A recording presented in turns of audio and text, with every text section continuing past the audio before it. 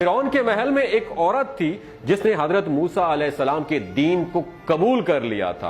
वो अल्लाह ताला पर ईमान ले आई और उस खातून का नाम मशाता था जो कि फिरौन की बांदी थी। फिरौन ने उसे अपनी बेटी की खिदमत करने के लिए और अहम काम काज के लिए डिटेल कर रखा था। ये कनीज फिरौन की बेटी जुलेखा के बाल बनाती थी, उनके बालों को संवारती थी और उनकी देखभाल किया करती थी।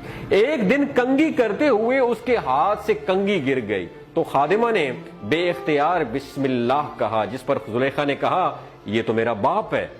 जिस पर खादिमा मशाता ने कहा नहीं, ये आपका बाप नहीं बल्कि मेरा अल्लाह है, मेरा खुदा है जिसने आपको, हमें और आपके बाबा को पैदा किया। जिस पर फिरौन की बेटी ने कहा अगर ये बात सच है तो मैं अपने बाबा को बताती हूं। जिस पर खादिमा ने कहा हां बेशक आप बता दो उन्हें। उसके बाद फिरौन के दरबार में खादिमा की बच्चों समेत हाजिरी हुई।